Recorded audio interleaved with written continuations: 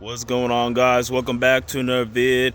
And on this vid, I'm gonna show y'all that I got the 94 OBS with the big block Chevy. Finally got that running, so I'm gonna show you it running in this vid and show you what all I had to do to get this thing running. So let's get into it. All right, guys, so like I just said, finally got this thing running. Took me a week and a half to figure out, which, be honest, is no time. Thought it was gonna take me literally a whole year just to figure out how to get this thing running with all this modern technology EF5 stuff I got going on right here. So for those of y'all that are new, not subscribed, make sure you hit that subscribe button. But for those of y'all who are new, I'm gonna go over what I got on this big block. Well, quick rundown. Hopefully you can hear me. It's not too windy, but there's wind blowing, so hopefully you can hear me. Anyways, get into it. As you can see, we got this big, huge, massive Holley high ram on this big block Chevy. This high ram came out earlier this year, like, I don't know, March, April, somewhere around that time. You can also get this for a small block Chevy, but you can get the high ram or the low ram for a small block Chevy. Big blocks right now for the Holley, they only make it in the high ram. The intake, it comes with the these fuel line, not fuel lines, the injector fuel rails. That's what I'm trying to say. This comes with the kit. The fuel lines, obviously you got to get your own fuel lines and you got to get your own injectors and stuff like that. The serpentine system, that's a Holley serpentine system. It uses the LT1 style fuel pump, water pump, which means that instead of taking this whole entire system off, what you can do is align these holes, and then this whole water pump will just come off. Sorry for the camera angle, but yeah, all this right here is the water pump. This will just come off instead of taking this whole entire thing off like the old school big block Chevys have, and small block Chevys and small block Fords, big block Fords, all that good stuff. But yeah, injectors, we got Deechworks. Yeah, injectors. I think they're based in Oklahoma. We got those injectors. I'll put in the description what injectors specifically those are, because I cannot remember on top of my head. We got the Holley Terminator X Max, if you want to be specific. ECU in the wiring harness, we got that. I think what I got is a 24X harness. Yeah, I think it's a 24X, not the 58X. There's a Terminator X harness if you're running a dual sync, but I'm not doing that. What I'm doing is I'm running a crank trigger. Oh, you can't even see that on camera. Hold on, let me see if I can get a better angle. There we go. Let me zoom in. But yeah, you can see right there, I'm running a crank trigger. That's a Holley Hall effect sensor. That part number I'll put in the description, and you can see I got the Innovator West harmonic balancer and the crank trigger holder right there. Yeah, and then the come on, focus. The Innovator West harmonic balancer that has the magnets. That's a 12X magnet, not a 12-to-1. You can make it a 12-to-1 if you want to knock one magnet out, but that's a 12X magnet. That is embedded into the harmonic balancer, so that's how I'm able to run this serpentine setup. You can run like a Holley not harmonic balancer. You can run like a different brand harmonic balancer and get a crank trigger wheel and put on there, but the hub right here, you're gonna have to take that to the machine shop, and you're gonna have to mill some off of there to run the serpentine setup so everything will line up correctly, because it even says in the instructions with the serpentine setup that they made it thick so you can run a crank trigger and mill it down. So yeah, oh cool, that's made in Canada. I didn't even see that. Anyway, yeah, that's how I'm able to run a serpentine system with this crank trigger on here. Now most people who run crank trigger, what they do is run an electric water pump, so you don't have to run the belts, and they're running a separate, they're running an electric water pump, and then when they run an alternator, they put some washers on the alternator to extend it out so it can match up with the crank. And then, you know, most of the time people who run a crank trigger, it's on a race motor, so they don't even have AC or power steering because you don't need that when you're drag racing. But yeah, I got all that stuff. And then this is just an Amazon filter. I don't know if I'm gonna keep that on here or try to get a Hummer filter to put right here. The fill lines, I mean, I went over that in my last video. That's 8 AN, and then the return is a 6 AN. And this is I think it's a MagnaFuel. Yeah, MagnaFuel fuel pressure regulator. Got the original tank. Oh yeah, we got the cam sensor. Yeah, there you go. You got the Holley cam sync sensor. That's not the dual sync, it's the cam sync. If you want to run the cam sync, you have to have a crank trigger. But if you're not running the crank trigger, you want to convert it to EFI, like I just said earlier, put you a dual sync on here. But yeah, and then we got all this wiring right here, which I'll get all tidied up and looking pretty and stuff. But yeah, I think that's it about the motor. Oh yeah, and then I'm doing well, let me zoom y'all out first of all so y'all can see. But yeah, and then I'm running coil on plugs because I took the coils off my LS motor I got sitting in the garage, so I took the coil on plugs off of that, and that's what I'm using to run my spark to do my ignition timing. So there's no MSD box on here. That's one of the reason I got the 24X Holley, the 24X Terminator X wiring harness. Yeah, I said that right. It was that was a mouthful. But anyway, that's why I got that wiring harness, because I'm running on coil on plugs. If you're in, like I just said earlier, if you're not running on coil plugs, running the dual sync with the MSD box and everything, they have a separate wiring harness just for that. And there's a lot of videos on that. But yeah, that's what we got going on with that. The coil on plugs, as you can see, they're not in here because I got them in the cab, because I got the spark plug wires running through the firewall in the cab. I know most of y'all people are going to be like, why would you run them through the cab? Why can't you just put them on the fenders or right there?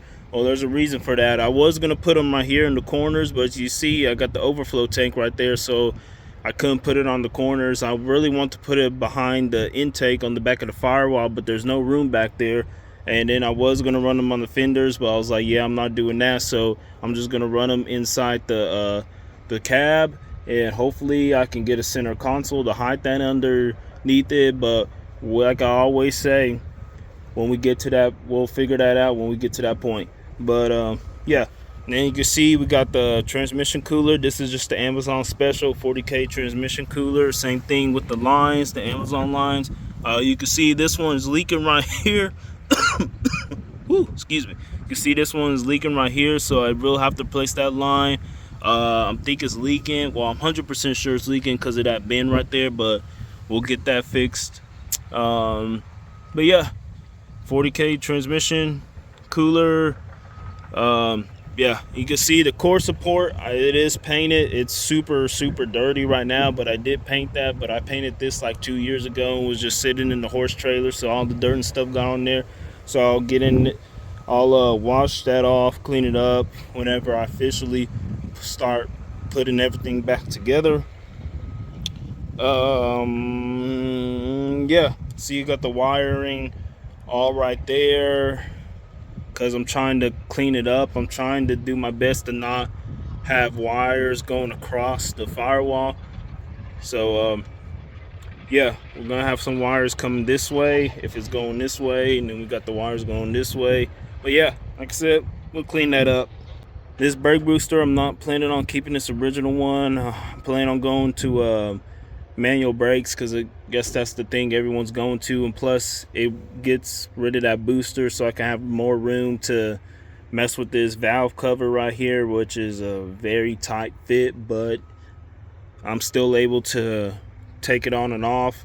Hopefully when I put the what's it called, the stud girdles, hopefully when I put the stud girdles on here, that these valve covers will fit over that.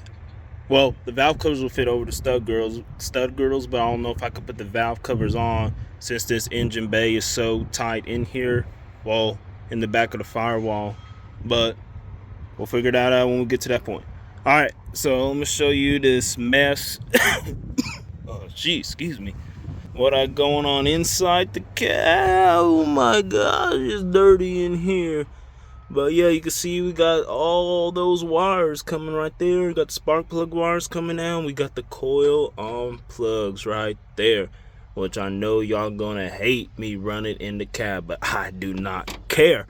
Anyway, ignore all this stuff. And actually, let's go through this tune. Let's see if I can set y'all up good. All right. See if I can go through this tune and do my best to show y'all what I did on here. So let's open this, see what's going on in here. Alright, you can see this is not tuned well at all. Like I said, I gotta go back and redo and tune all this. So yeah, with the help of YouTube, I'll get this all dialed in, but I won't be able to get it all dialed in till I well, obviously get the vehicle on the road driving it and stuff. But right now I'm gonna put it right here. Oh, and then this truck, I think I have an intake leak, a very, very small intake leak, because this over here is the map. Well, y'all can't even see that. Like, it shows like around 80, between 80, 85, the map. And that's around like 800 RPM, which just means I got a small intake leak, or I got something major that's going on inside the motor that I need to fix. So hopefully it's just the intake leak, and I do need to go and pull the intake back off and reseal it, but I will do that later.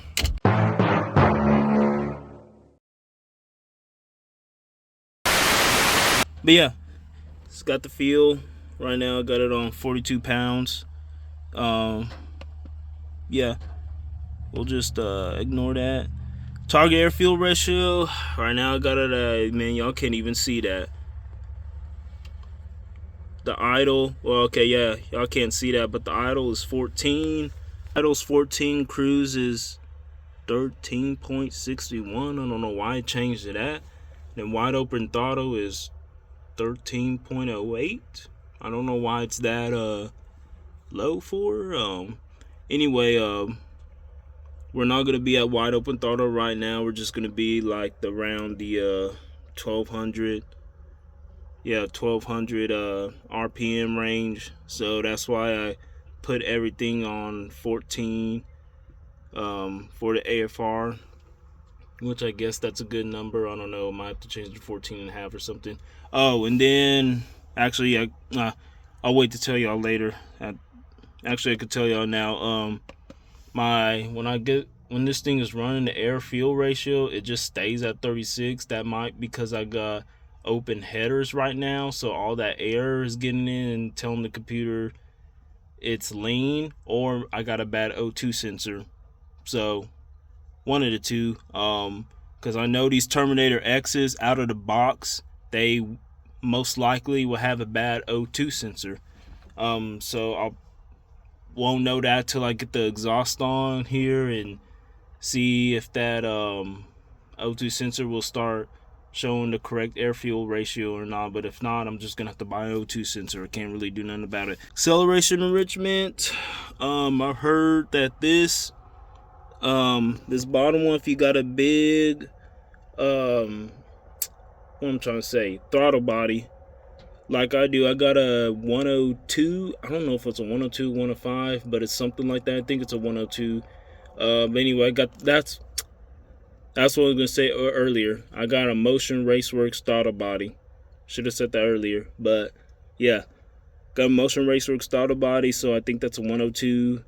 Anyway, this right here, the bigger your throttle body, the lower you set this. So I got that at 2 right now. I have no idea if that's right or not, but I set that to 2, and that actually I've been playing with that, so I don't think that's the stock graph right here. So, but yeah, I'll probably raise that up a little bit, but I'm not gonna do that now.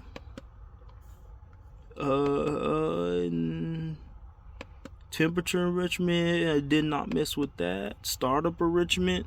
Right now, this is what I got for the startup enrichment. It I mean, it works okay now, but when we get this dialed in, this might be more, this might be less, but I'll show y'all in a future video. Sensors, or yeah, well, you can't see that on camera. Internal bar, you can see right here, we're using the internal map bar sensor. We got the vacuum hose, but I do have another map bar on there, that's not an internal map bar. That's from my LS60 motor. Oh, and I should have said this earlier. If you want a map bar sensor for this intake I'm using, those use the Gen 4 map bar sensors. So yeah, and then my 6.0, that's a Gen 4, so I just took it off of there and put it on here and make sure the maps match, and they both match perfectly. So yeah, anyway, that's that. Then okay, so here we go. Here's the important part right here. So what am I trying to do? Say here. Okay, I know y'all can't see this on. No, y'all can't see this, but yeah, my actual fuel system pressure, that's 68, so we got that. And then this is the injectors right here, because when you get these Deech Work injectors, you can get online and look up the injector data. For those of you that are using a Holley Terminator X, they specifically have injector data for all that, for How Tech, Fuel Tech, and all those different ECUs you can run. What do we got here? Ignition parameter. Okay, here's the big one. All right, guys, so apologize for me shaking and keep moving out, and y'all can't see. I'm doing my best here. Don't have all that. I don't have a camera, which I need to get a camera. I'm just recording from my phone and all this stuff, because to be honest, I don't even know if I'm gonna keep up with this YouTube stuff, so that's why I haven't bought a camera yet, because I might get this thing running and driving good, then I might disappear. Here's the big thing that it took me a week and a half to figure out. So you go down here, you get all these crank scissors will come up. You got the 24 teeth, 58 teeth, Gen, what is that, 5 LT 58X, and you got all this stuff. You got 24 tooth, but what I have is a 12 tooth, which is a 12X. So that's what I picked. So a lot of you guys, on the crank trigger reel, some people, they run the 12-to-1, which is right here. That's if you knock out one of the magnets. But I'm running a 12 tooth. So since I'm running 12 tooth, this is what I'll pick. 12 tooth. And then there's 36 minus 1 triggers, 36 minus 2, and all this other stuff. 24 minus 1. Oh, and if y'all running a 4X crank trigger, oh my gosh, I cannot talk. Did I just say chalk? I cannot talk. Jeez. Anyway, if you're running a 4X, you put 1 pulse fire, but when I'm running the 4X, we go 12 tooth, 12 tooth. And then, oh shoot, that changed. Okay, I'll make sure I don't save that. But anyway, it changed to 60 degrees, which I didn't have it out there. I think I had it at 44 degrees, because this is the ignition reference angle. So when you put the crank trigger on here, most of the time there's going to be a missing tooth, and you're supposed to set the motor at 60 degrees with the missing tooth on there and put that in there. And then when you put the cam sync, you're supposed to set at 195 degrees and put the cam sync in there.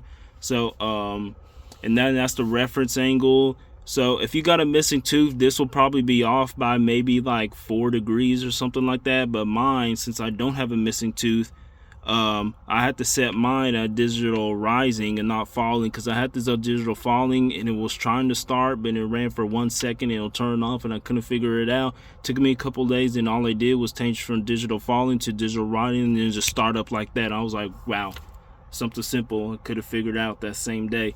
But anyway, and then same thing with the timing. The timing, almost had this at 60 degrees and it wouldn't start, and so I took this and set it like around 45.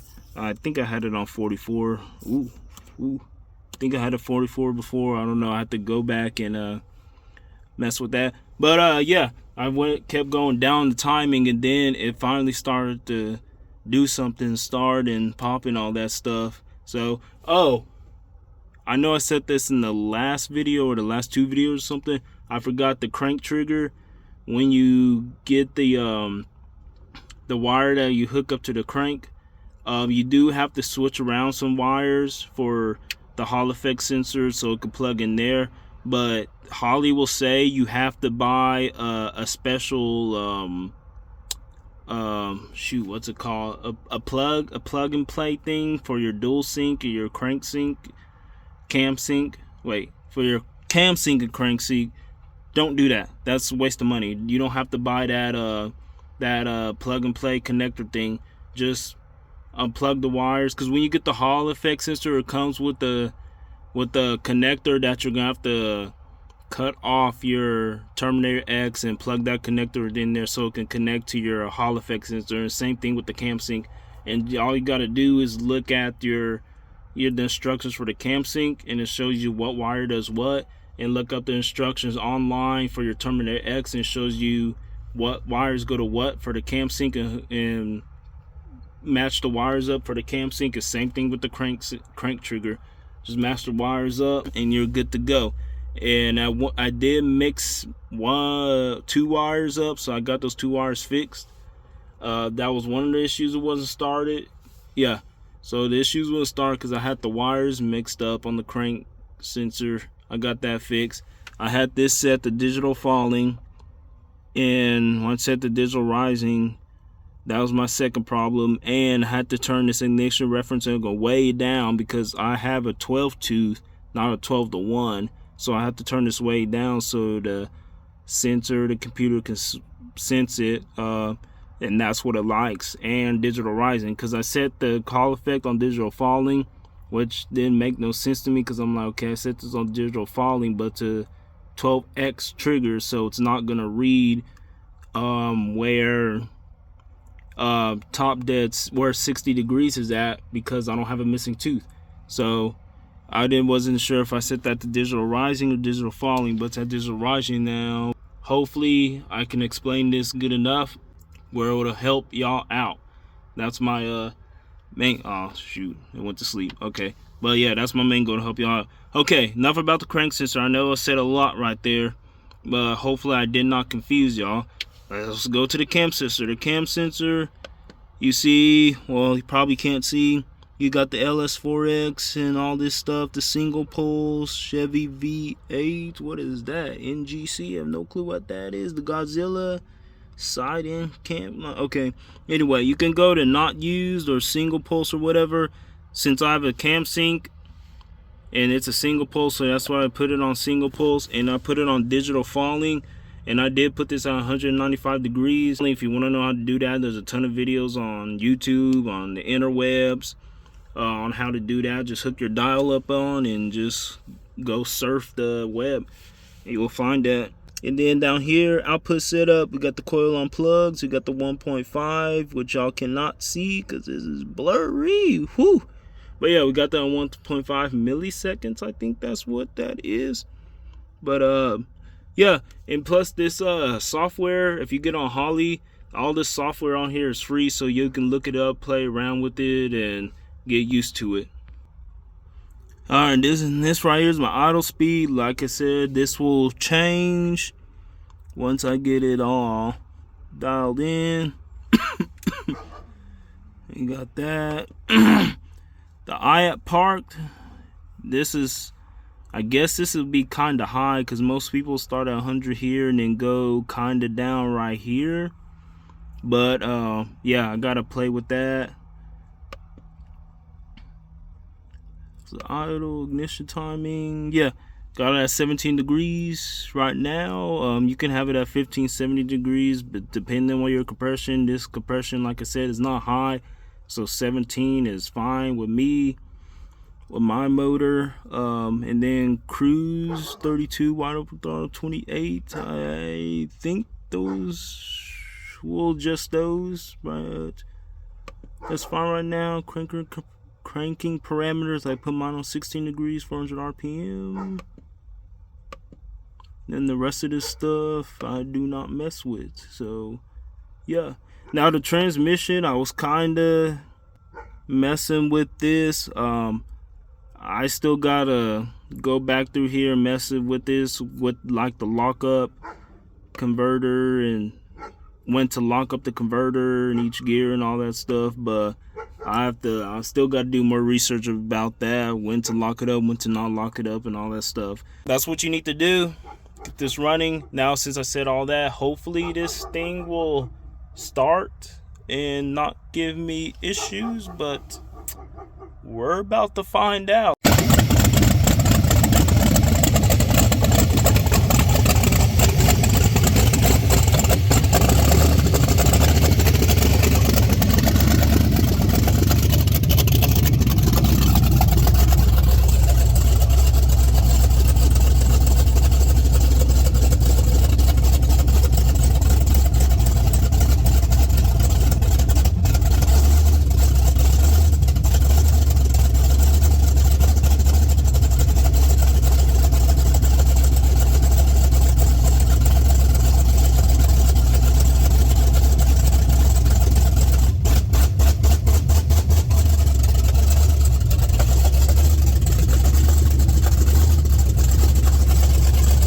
Alright guys, you just saw she starts, she runs.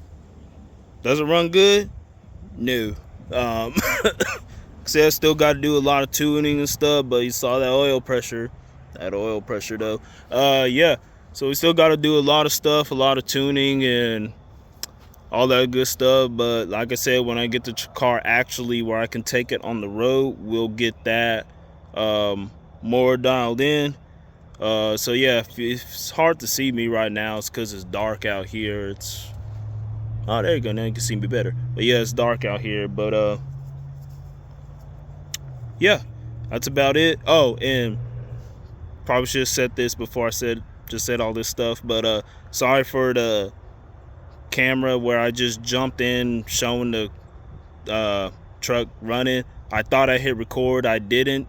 So yeah, that's why I kind of just cut off and then it jumped to me showing the truck running. But yeah, that's about it for this video. I just want to show y'all what tune I get on here to get this LS Killer running.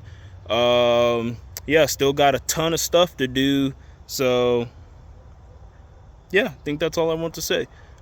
Anyway, make sure you like, comment, share, subscribe. Support your boy Holley. You watching this? Support your boy and all those other parts and stuff. Deech Works, man, Eagle crank, Eagle rods. Yeah, all that expensive stuff I bought to put on here. Make sure you support your boy. All right, catch you on the next one. Peace out.